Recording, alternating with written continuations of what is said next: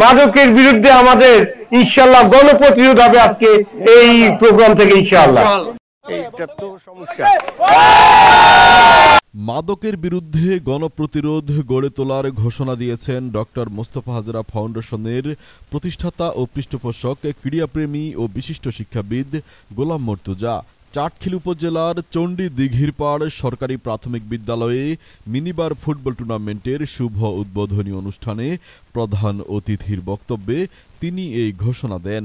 তিনি আরও বলেন, আমাদের তরুণ ও যুব সমাজকে মাদক, সন্ত্রাস, ডিজিটাল ডিভাইস আসক্তি থেকে দূরে রাখতে খেলাধুলার বিকল্প নেই। তাই তিনি তরুণ প্রজন্মের মানসিক এবং শারীরিক বিকাশে পড়ালেখার পাশাপাশি খেলাধুলার প্রতি গুরুত্ব আরোপ করেন। আমাদের দেশে যুবকরা আগামী দিনের ভবিষ্যৎ। এই দেশে গত 17-18 বছরে যে লেভেল অফ যুবকদেরকে মাদকের সাথে, ইফটিজিং এর সাথে, অসামাজিক কার্যক্রমের সাথে যেভাবে জড়িত করা হয়েছে, আমাদের যুব সমাজকে আমাদের স্কুল কলেজ হতে শুরু করে সমস্ত মানুষ তৈরি করার ফাউন্ডেশন গুলোকে ধ্বংস করে দেওয়া হয়েছে। আজকে এই যে স্পোর্টস যে টুর্নামেন্টস আজকে এখানে চালু হচ্ছে, আমি দেখে আই এম রিয়েলি ইমপ্রেসড। আমি খুবই খুশি হয়েছি। আর এই খুশি হয়ে আমি অন্য দুই প্রজেক্টে না গিয়েও আমি এই প্রজেক্টে আসছি। এই জন্য একটা ছেলে যখন খেলাধুলার মধ্যে থাকে, তার দুনিয়ার সমস্ত খারাপ কাজ থেকে তার অটোমেটিকলি তার ব্রেনটা সরে আসে, তার ব্লাড সার্কুলেশন বাড়ে, তার ব্রেনের ট্রান্সফরমেশন মুভমেন্টস বাড়ে, সে ইলিজিবল হয়, নলেজেবল হয় এবং স্কিল্ড হয়।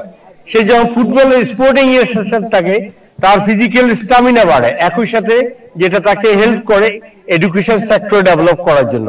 আলটিমেটলি আমরা যারা পড়ালেখা করি, তোমরা তো সবাই পড়ালেখা করো, তাই না? তোমরা সবাই স্টুডেন্ট। তোমরা যারা স্টুডেন্ট, তোমরা যখন খেলাধুলার মধ্যে থাকবা, যখন পড়ালেখার মধ্যে থাকবা, এখান থেকে যা তুমি টায়ার্ড হয়ে যাবা, তোমার ঘুম হবে, ঘুম থেকে উঠে তোমার পড়ার টেবিলের কথা মনে পড়বে। আর যদি স্পোর্টস এর সাথে এঙ্গেজ না হয়, তুমি দোকানে বসে আড্ডা দাও, একটা খারাপ কাজের সাথে জড়িত করো। একটা খারাপ কাজের সাথে জড়িত হওয়া মানে আরেকটা খারাপ কাজের জন্য উদ্বুদ্ধ হওয়া, একটা ভালো কাজের সাথে জড়িত হওয়া মানে আরেকটা ভালো কাজের সাথে উদ্বুদ্ধ হওয়া। আজকে এই যে এখানে যে স্পোর্টস আজকে যে টুর্নামেন্ট হতে যাচ্ছে, আমি ডক্টর মোস্তফা ফাউন্ডেশনের পক্ষ থেকে এই টুর্নামেন্টের সর্বাঙ্গীন মঙ্গল কামনা করি। তো আমরা চাই ইনশাআল্লাহ এই ধরনের টুর্নামেন্ট তোমরা অন্যান্য এলাকাতে চালাই দাও, ডক্টর মোস্তফা ফাউন্ডেশনের সাথে কাজ করতে পারবা। আগামী দিনে আপনারা এখানে যে স্পোর্টিং ক্লাবটা আছে, তোমরা যদি আমাদের ফাউন্ডেশনের ভলান্টিয়ার হিসেবে কাজ করতে চাও, আজকে এখানে প্রায় 400 রোগী আসছে। আমরা এই অত্র এলাকাতে মনে করো সামাজিক কাজ দিয়ে পুরো বাংলাদেশকে চেঞ্জ করে দিতে পারবো ইনশাআল্লাহ। কি বলো? ইনশাআল্লাহ এরকম স্পোর্টিং ক্লাব থাকবে, ইউনিয়ন ভিত্তিক যুব ক্লাব থাকবে, যারা সোশ্যাল সামাজিক কাজের সাথে যুক্ত হয়ে যাবে। ডক্টর মোস্তফা ফাউন্ডেশনের যে 5-0 প্রজেক্ট, আমাদের 5-0 প্রজেক্টের একটা হলো যে শূন্য নিরক্ষরতা।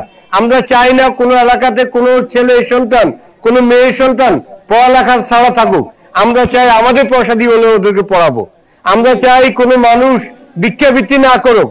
আমাদের ইনস্টিটিউট আছে যেখানে আমরা টেকনোলজিক্যালি ট্রেনিং করে মানুষকে স্কিল করে দিচ্ছি। আমরা চাই যে মাদকের বিরুদ্ধে আমাদের ইনশাআল্লাহ গণপ্রতিরোধ হবে আজকে এই প্রোগ্রাম থেকে ইনশাআল্লাহ।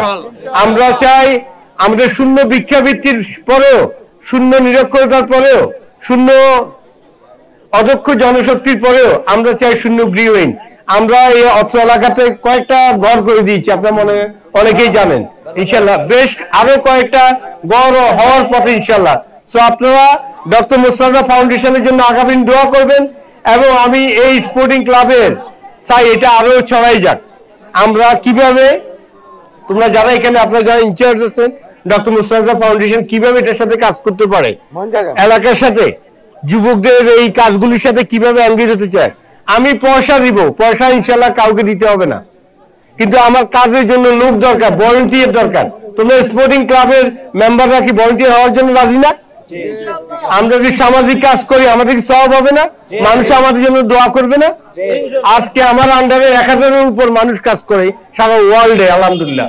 যুক্তরাজ্যের আমি একটা ইউনিভার্সিটি অ্যাডভাইজারি বোর্ড মেম্বার, বাংলাদেশে একটা ইউনিভার্সিটি বোর্ড অফ ট্রাস্টিজ, আমি এখানে যুক্তরাজ্যের একটা ইউনিভার্সিটির 3টা সেন্টারের সিইও আলহামদুলিল্লাহ।